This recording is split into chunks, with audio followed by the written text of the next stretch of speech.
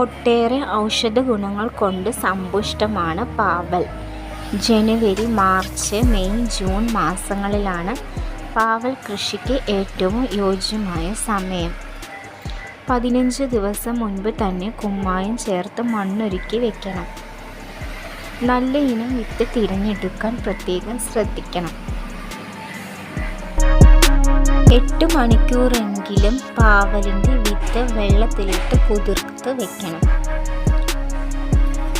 അതിനുശേഷം നമുക്ക് ട്രേകളിൽ നടാവുന്നതാണ്. വിത്ത് നട്ട് 8 ദിവസം കഴിയുമ്പോൾ മുള പൊട്ടിത്തുടങ്ങും. ചാണകപ്പൊടി, വേപ്പിൻ പിണ്ണാക്ക്, കടലപ്പിണ്ണാക്ക് ചേർത്ത് തൈകൾ നടാം. 2 ആഴ്ച കഴിയുമ്പോൾ സ്യൂഡോമോണസ് 20 ഗ്രാം 1 ലിറ്റർ വെള്ളത്തിൽ ചേർത്ത് സ്പ്രേ ചെയ്ത് കൊടുക്കാം. വള്ളി വീശി തുടങ്ങുമ്പോൾ നമ്മൾ ഇതിന് പന്തലിട്ട് കൊടുക്കേണ്ടതുണ്ട്.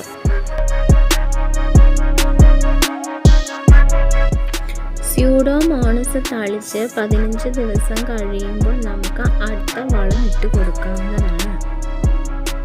ചാണകപ്പൊടിയും വേപ്പിൻ പിണ്ണാക്കും മിക്സ് ചെയ്ത വളം ഇട്ട് കൊടുക്കാം.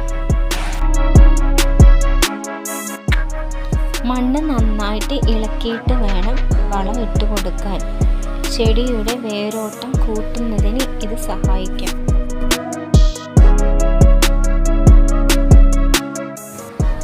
വെള്ളീച്ചയും കായീച്ചകളും പുഴുക്കളുമാണ് ഇതിന് വരുന്ന പ്രധാനപ്പെട്ട കീടശല്യങ്ങൾ.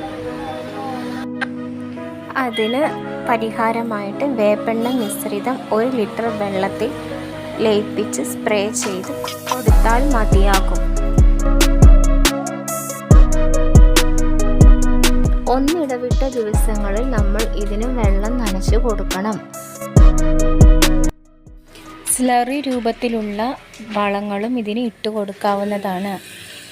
1 കിലോ കടലപ്പിണ്ണാക്ക് 20 ലിറ്റർ വെള്ളത്തിൽ ലയിപ്പിച്ച് 5 ദിവസം പുളിപ്പിക്കാൻ വയ്ക്കണം.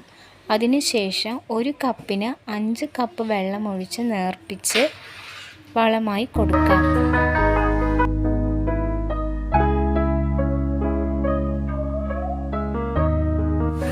കായപിടുത്തം ഉണ്ടായിക്കഴിഞ്ഞാൽ നമുക്കിതിന് കവർ ഇട്ട് കൊടുക്കാം.